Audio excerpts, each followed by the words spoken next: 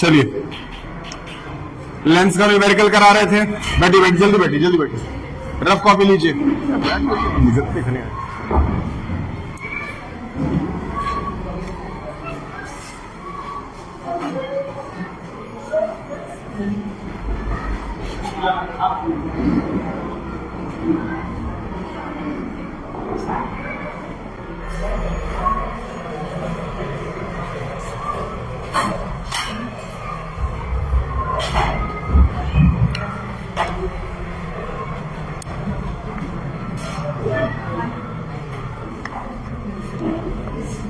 ठीक, एक normal numerical लेते हैं।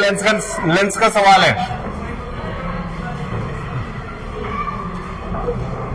ठीक, इस बार डायग्रामेटिक सवाल है। एक सवाल से 3 सवाल बनाएंगे। ये कौन सा लेंस है? कौन सा लेंस है ये? Concave lens.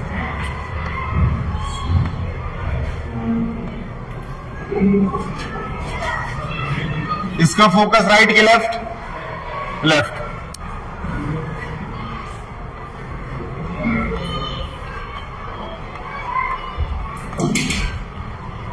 ठीक, ऑब्जेक्ट जो है बियॉन्ड 2f रखा है। कहां रखा है? ठीक, ऑब्जेक्ट बियॉन्ड 2f है। पहला सवाल, कंप्लीट द रे डायग्राम। पहला सवाल, कंप्लीट द रे डायग्राम। मैं बोला हूं 20 मिनट्स का क्लास है। क्लासेस छोटे रखूंगा लेकिन एग्रेसिव, इसीलिए फोकस ज्यादा रखना। 20 मिनट फोकस करना है बस। कंप्लीट द रे डायग्राम। 20-20 मिनट करके फोकस लेवल बढ़ाओ। ठीक, पहला सवाल, पहले रे डायग्राम कंप्लीट करना है। तुरंत कॉपी में इसको पूरा करिए। रे डायग्राम बनाते हैं। अगर ऑब्जेक्ट बियॉन्ड 2f1 रखा है तो इसका रे डायग्राम क्या बनना चाहिए अकॉर्डिंग टू द रूल्स? चलिए, according to the rules what should be the position of the image? दूसरा सवाल, write the nature of the image. Write the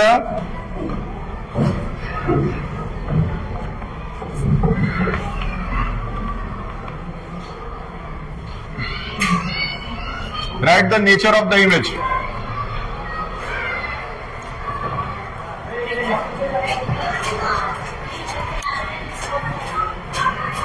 Ravi ji वाला फोन मंगाए 3 वीडियो अपलोड करने की।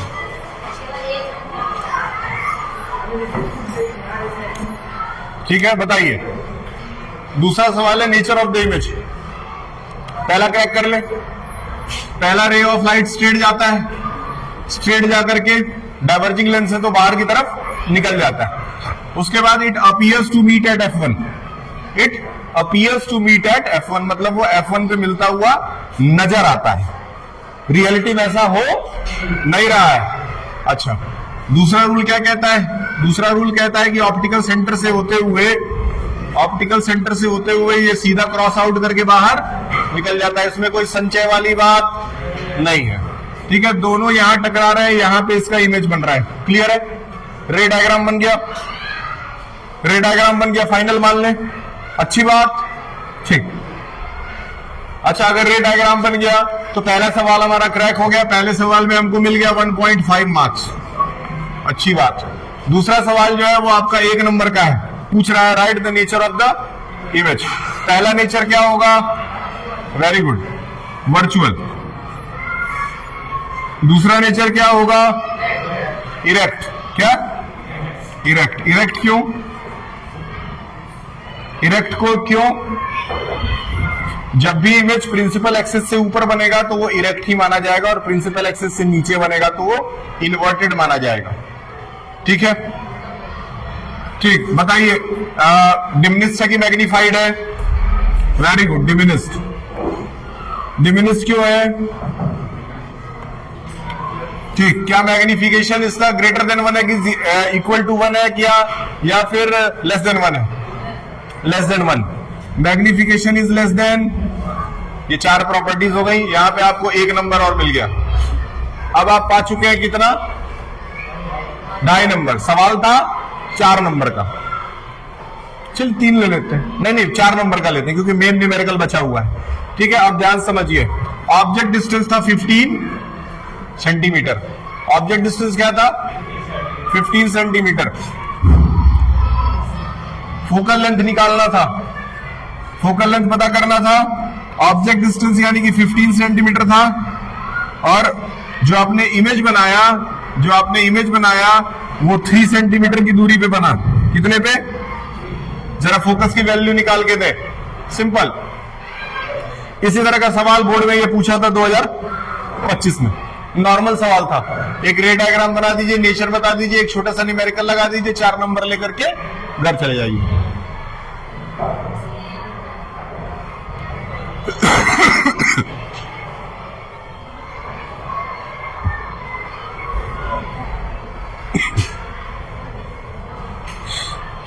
फोकल लेंथ कितना आ रहा है? 1/f is equal to 1/v minus 1/। हो सकता है कि डेसिमल में आंसर आए, लेकिन डेसिमल में ना लिख करके अपॉन में लिख करके छोड़ देना है। v की वैल्यू क्या है? 1/3 माइनस नेगेटिव ही लेंगे क्योंकि v नेगेटिव साइड दिख रहा है। डायग्राम बनने से यही फायदा है, नेगेटिव पॉजिटिव आराम से पता चल जाएगा, पहले से क्लियर हो जाएगा, कोई लोड वाली बात इसमें नहीं आएगी। फिर v, अच्छा u की वैल्यू तो हमेशा नेगेटिव होती है, इसलिए माइनस माइनस प्लस हो जाएगा और ये आ जाएगा 1/15। देख लो, अच्छा सवाल है, आराम से लगाया जा सकता है, इसको क्रैक कर लो। कितना आया? चलिए देख लेते हैं।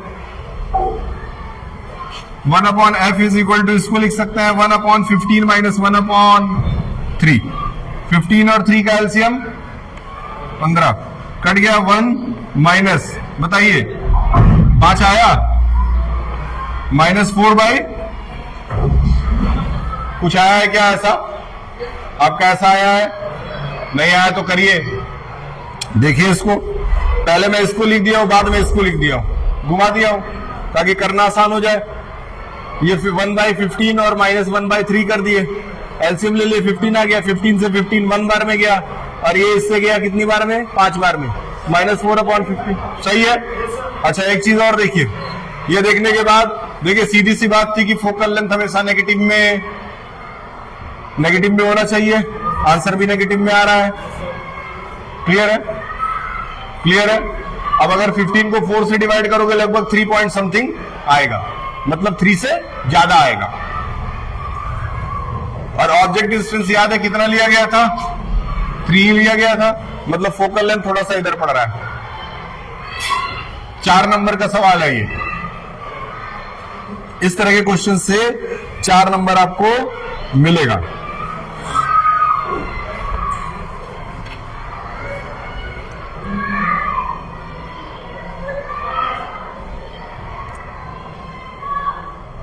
ठीक है ना। एक नॉर्मल क्वेश्चन है जो कि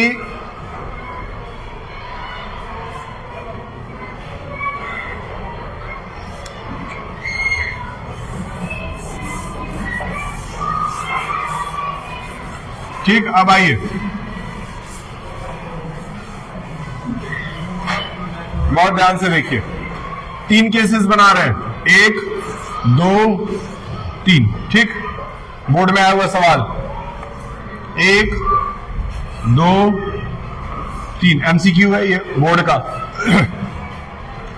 यहां पे आपका एयर, यहां पे आपका वाटर। ठीक है, ये आपका एयर, ये आपका ग्लास, और ये आपका एयर, और ये आपका डायमंड।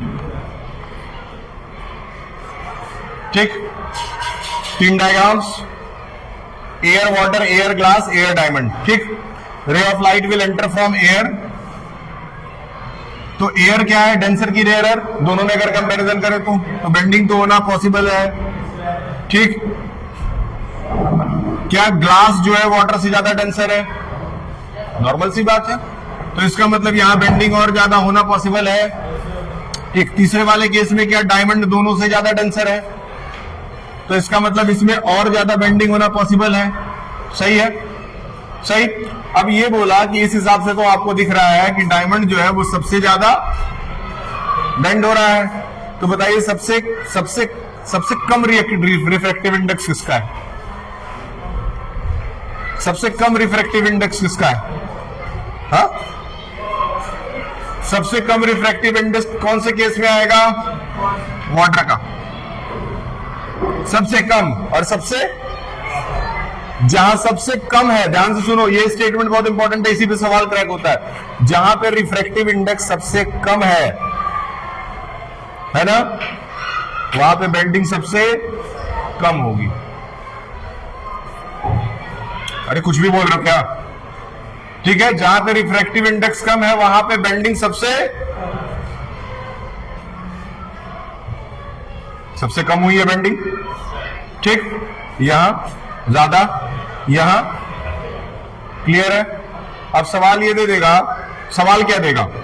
सवाल जो देगा वो देगा रिफ्रैक्टिव इंडेक्स यानी एन, और दूसरी तरफ वेलोसिटी, इन दोनों पे कंपैरिजन करने के लिए इस पे बोर्ड्स में सवाल आएगा। सवाल क्या कहेगा कि मान लेते हैं कि रिफ्रैक्टिव इंडेक्स ऐसे नॉर्मली लिख लेते हैं, मान लेते हैं इसका 1.3 लिख लिया, इसका मान लेते हैं, लिख लेते हैं 2.33, और इसका मान लेते हैं 3.44, ऐसे नॉर्मली मान लेते हैं। ठीक है, अब ये तीनों रिफ्रैक्टिव इंडेक्स दे देगा, कहेगा वेलोसिटी सबसे ज्यादा किसमें है, सबसे कम किसमें है।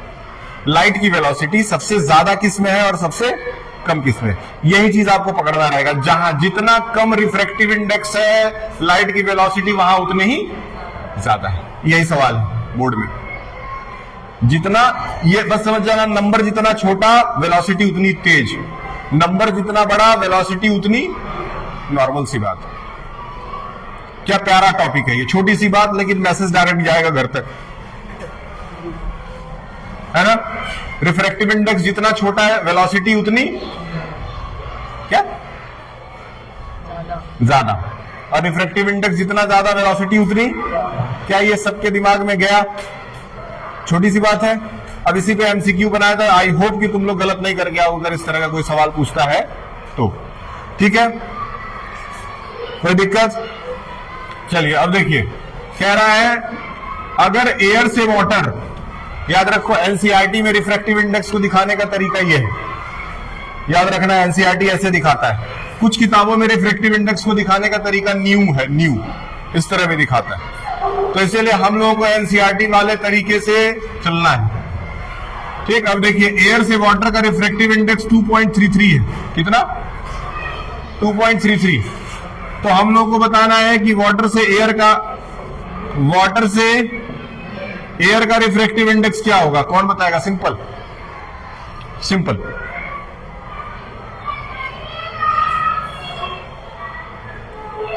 क्या होना चाहिए? 1.33।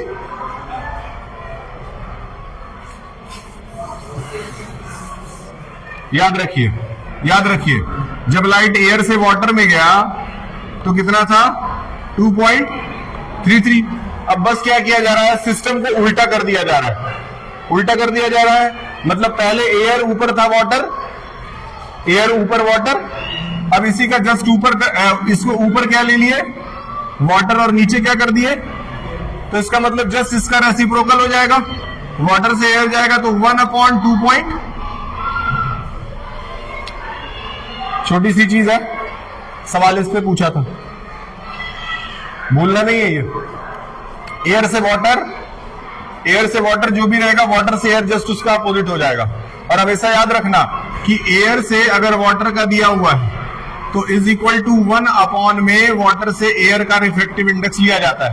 ठीक, अब हम जब भी दोनों को मल्टीप्लाई करते हैं, यानी इसको इससे जब भी मल्टीप्लाई करते हैं तो refractive index of water with respect to air into refractive index of air with respect to water, ये दोनों जब आपस में मल्टीप्लाई होते हैं तो आंसर क्या आता है? सिंपल। जब दो अपोजिट चीजें लड़ेंगी तो आंसर क्या आएगा?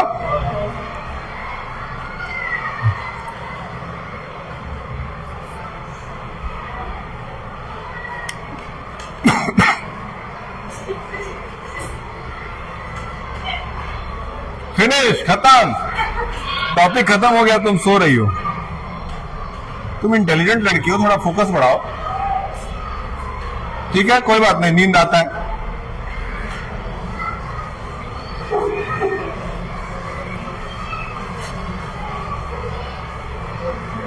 ठीक, चलिए एक और सवाल करते हैं। छोटा सवाल है, बढ़िया सवाल है।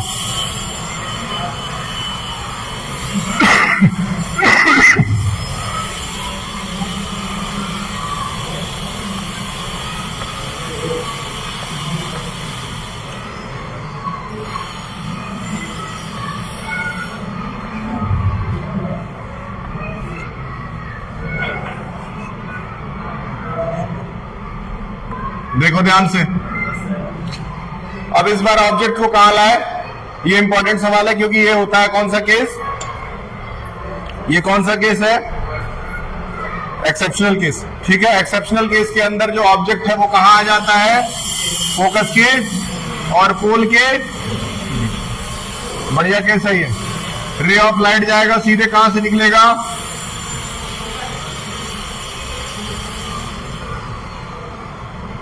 कोई दिक्कत, रे ऑफ लाइट जाएगा कहां से निकलेगा, कुछ इस तरीके से दोनों रेस जा रहा है।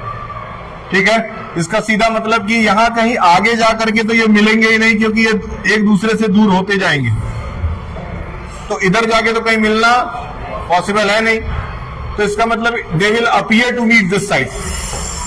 तो अगर इसको हम आगे बढ़ाते हैं, ठीक है, इसका फॉर्मेशन यहां होता है, ये एक एक्सेप्शनल केस है। दूसरा एक्सेप्शनल केस आपका आता है कनकेव मिरर के साथ। कनकेव मिरर वाला केस देख लीजिए, इसमें तो हर एग्जाम में, अभी तो एलएफएस में पेपर हुआ है सेकेंड सेमेस्टर का, और वहां ये सवाल आया था 9th में, उन लोगों का 9th में भी आया था और 10th में भी आएगा ये फोकस है,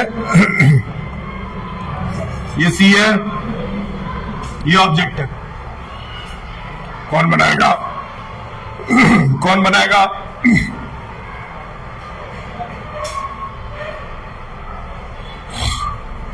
भूल गए हैं, इसको बनाना भूल गए हैं, कोई बात नहीं है, भूल गए हैं तो इसीलिए तो पढ़ाया जा रहा है दोबारा। बनाइए, शॉक ले लीजिए।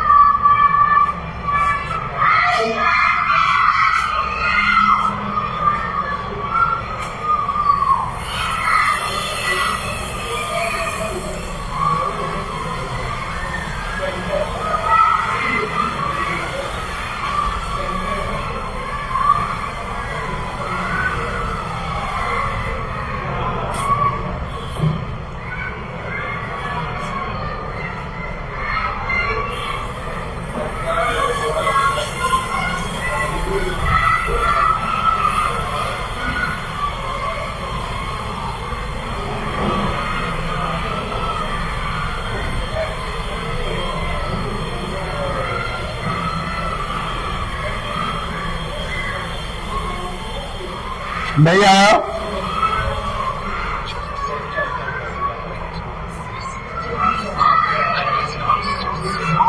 कोई बात नहीं, नहीं आया, बैठिए समझाते हैं, बहुत इंपॉर्टेंट ये सारे केसेस एग्जाम में उसको पूछना ही है। देखिए,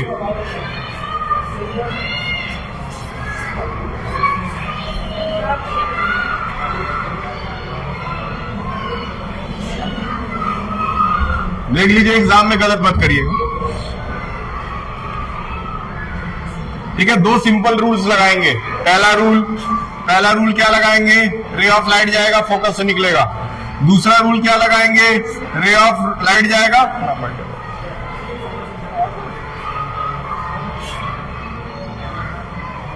पहला दूसरा, ये दोनों पैरेलल नहीं है, ये भी दोनों लगा सकते हैं आप, वो भी लगा सकते हैं जो आप सोच रहे हैं, ये दोनों पैरेलल नहीं है, ये दोनों आपस में कभी मिलेंगे नहीं, इसलिए इसको क्या कर देंगे,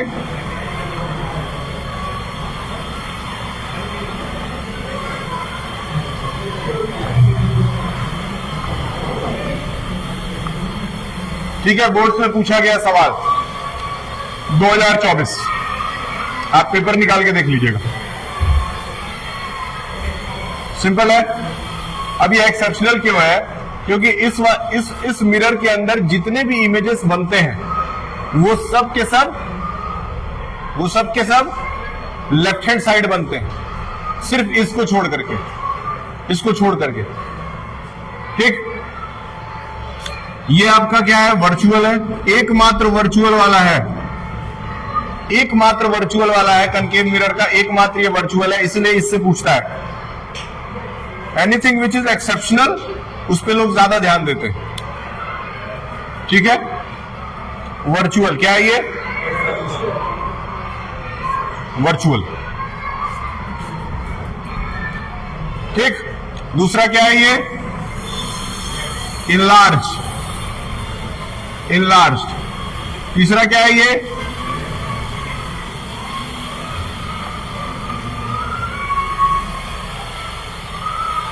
और कुछ हाईली मैग्नीफाइड या फिर मैग्निफिकेशन इज ग्रेटर देन। बहुत इंपॉर्टेंट है, इस पे सवाल आ चुका है, इससे आ चुका है। इस केस में जो फोकल लेंथ होगा वो नेगेटिव, V जो होगा वो पॉजिटिव और U जो होगा वो नेगेटिव। याद रखिएगा, हो सकता है कि माता सरस्वती कृपा हो तो इस बार आ जाए, है कि नहीं? दोनों लेंसेज के अंदर इसमें एक एक्सेप्शनल और उसमें एक एक्सेप्शनल, दोनों में वर्चुअल बन रहा है। दोनों देखो, दोनों फिगर्स देखो, दोनों में वर्चुअल बन रहा है, दोनों में इरेक्ट बन रहा है, दोनों में इनलार्ज्ड बन रहा है और मैग्निफिकेशन इज ग्रेटर देन। तो एक का याद दूसरे पे कॉपी पेस्ट कर दिए, हो गया। समझ में आ रहा है? मेहनत से पढ़ेंगे, रिजल्ट आएगा। ठीक है, भगवान कहते हैं तुम मेहनत करो तब तो मैं मदद करूं। भगवान यही कहते हैं, और हम कहते हैं मदद तो करो तब तो कुछ करूं, है ना? जब आप कुछ करने के लिए सही में निकल पड़ेंगे तो फिर भगवान आपकी मदद करेंगे। भगवान कमजोरों की मदद नहीं करते, याद रखिए। भगवान कमजोरों के साथ कभी नहीं रहते, उनका नेचर है अच्छे लोग साथ रहने का। इसीलिए लक्ष्मी हमेशा विष्णु के साथ रहती है, पैर दबाती है। इसीलिए शंकर भगवान पहाड़ पे रहते हैं लेकिन पार्वती उनके बगल में। ठंडी लग रहा है -30 डिग्री सेल्सियस, लेकिन शंकर के पास से नहीं जाएंगी। क्यों? ताकत, शक्ति।